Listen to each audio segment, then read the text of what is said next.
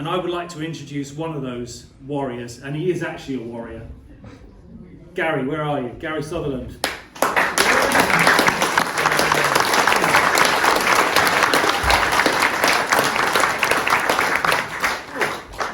Making my way through there, and the lady said, "Oh, sorry, are you security?"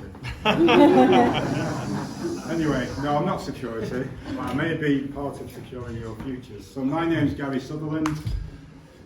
I've spent 23 years in the army. I spent another 10 years at the Foreign and Commonwealth Office, and then another 7 years with Joint Force Intelligence Group. I'm standing for Exmouth and Exeter East.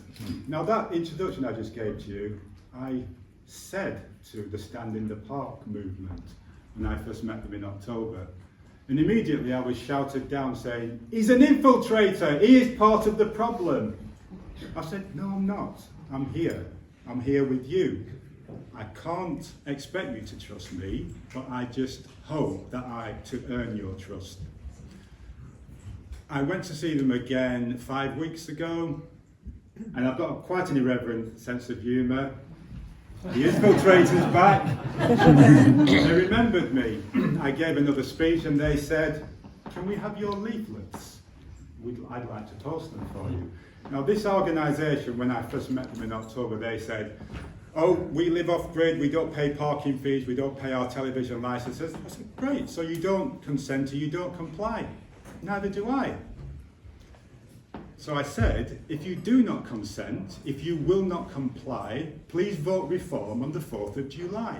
That seems to be sticking.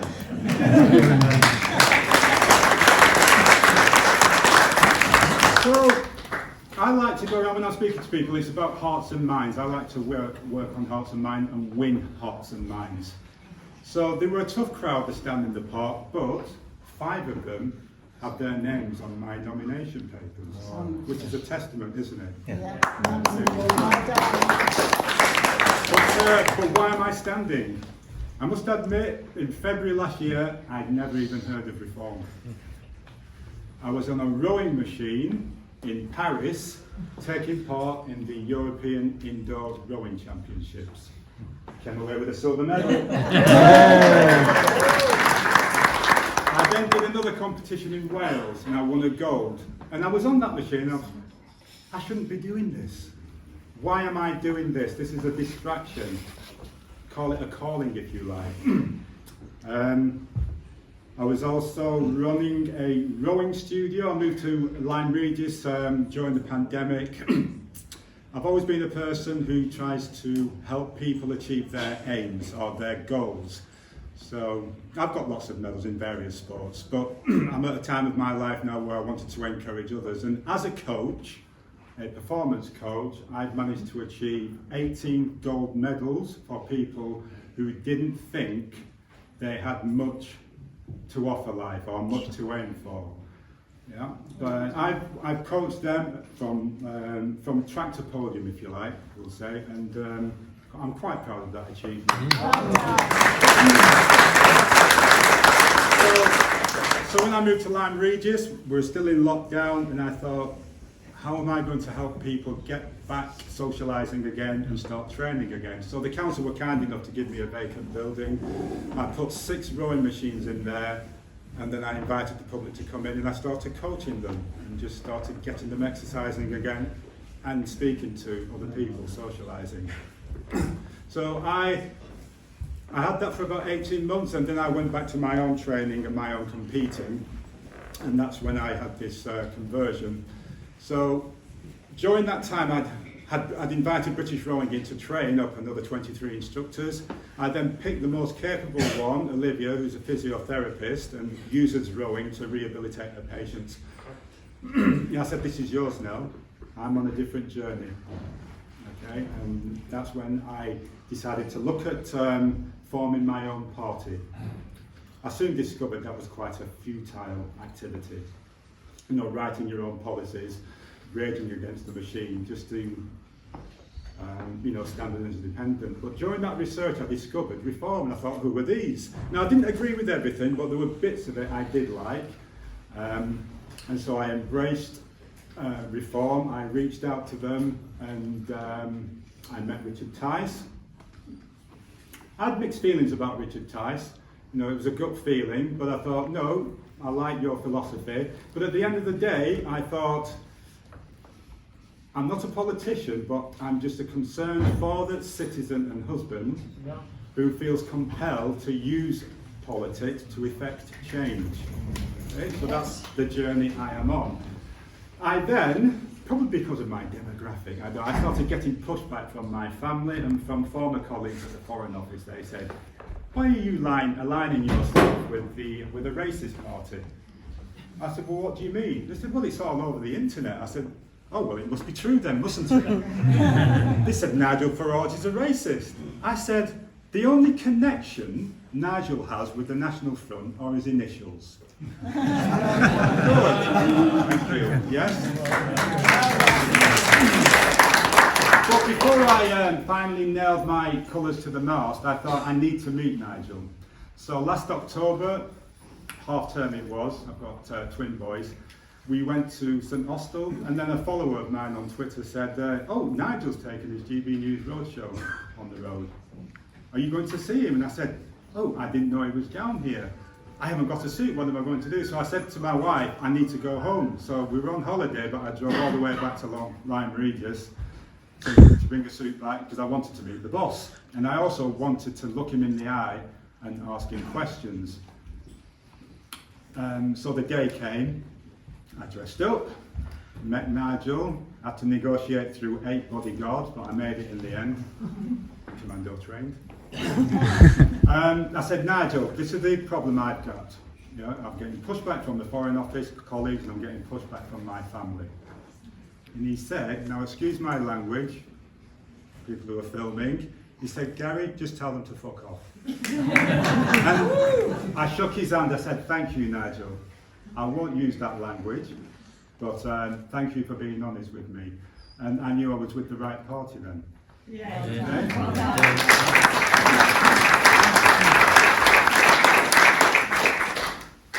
But the real reasons, I've got a couple of reasons why I'm standing.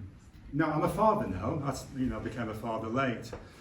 And one day my children came home when they were 8 or 9 and told their mother and me quite graphically how they were created using graphic adult language. And we thought, well, where did you get that from? Well, we learnt it in PSHE. Oh, what else have you been learning? So we went to the school and inquired, and they were being taught subjects that I thought, well, these are adult themed and they shouldn't really be getting into this at their age. So, you know, I asked the school about this and they said, well, that's what we're required to teach. My wife, who's a bit more forceful than me, insisted on speaking to the form teacher, who was about 12, and said, I want to see the material. So he produced the material, and honestly, it was disgusting. If that had happened in my day, those teachers would have been reported to the police, for what they were teaching young, vulnerable people. Anyway, my wife, Patricia, or rather the teacher, he bowed his head and he couldn't look her in the eye. He was embarrassed that he had been forced to teach this material. We also have a 16-year-old, I have a 16-year-old stepson, and one day he was late home from school. When he came home, we asked, well, where have you been? He said, well, I got a consequence. A consequence is another word for detention. Well, why were you in detention? He said, because I referred to a boy as he, instead of using they. And he got detention for that. So I thought, well, I've got to do something about this. And so I decided to raise my head above the parapet and do something. Yeah, be a voice out there for those who feel disenfranchised and enfranchised.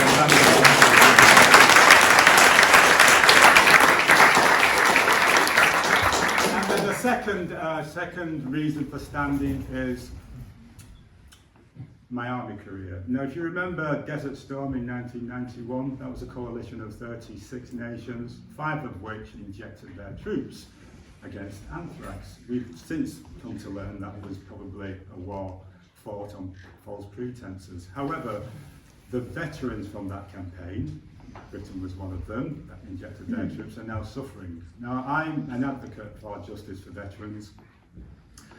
They started off as a group of 700, but many of them don't live beyond the age of 56 because they were injected by what I believe to be a bioweapon. So I'm fighting their corner for them, and I want to take this all the way to Parliament. I've reached out to Andrew Bridgen. He's embraced me.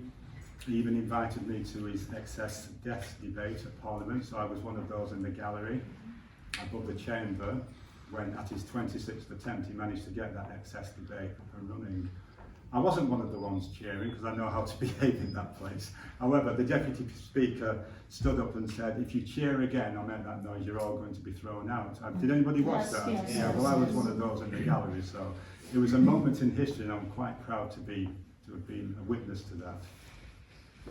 The dots started to join for me with injuries to the troops when I heard a testament from David Martin, and he was speaking about how that coronavirus was started and the origins of it and Britain's role in that. And I can remember when I was a young soldier, young soldiers being asked to go to Porton Down to help find the cure for the common cold. And then, you know, they would go there and they would just disappear for a while and then come back to their units. Now, the other thing, I used to work at Porton Down because I was also a bomb disposal officer. And when I was at Porton Down, I worked on a chemical, biological, nuclear and radiological bomb disposal team. So I do have some insight into bioweapons. So I've signed the official secret sign, but so what? You know, if you think something is wrong, then it is wrong. And as I've become older, I realised that the harms that have been inflicted on soldiers, because I think soldiers are often seen as just expendable. And so when they were doing these experiments to find the cure for the common cold, you know, they wanted fit, healthy young men, didn't they? So, I mean, I never volunteered for anything like that, I wouldn't, so therefore the grace of God go I.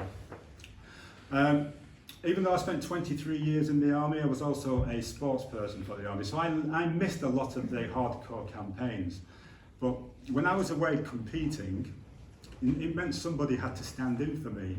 And now, years later, I feel quite guilty for that, just because I was a gladiator and a warrior. You know, I was off doing sporting competitions. When I was doing my bomb disposal duties, I was either on immediate, which was 10 minutes, or 2 hours, which was standby. But sometimes I just get called away because I'm doing athletics. But somebody would have to stand in for me. And on 2 occasions, you know, a fellow soldier got injured and he ended up being invalided out of the army. You know, I should have gone to the Falklands. When he went to the Falklands, he got crushed by a forklift truck. After my time with Commando Services, I then was seconded to a team, maritime counter-terrorism, and again, Andrew stood in for me on that occasion when, you know, we were supposed to be helicoptering down from fast roping down from a helicopter onto a ship this is a scenario to deal with any terrorist device. Now on that day when I should have been doing this and Andrew stood in, he had a novice pilot. He left the aircraft, he abseiled down the rope, but the helicopter flew too high and Andrew ran out of rope. And he had a bad landing. He fell on the rail instead of the deck of the ship.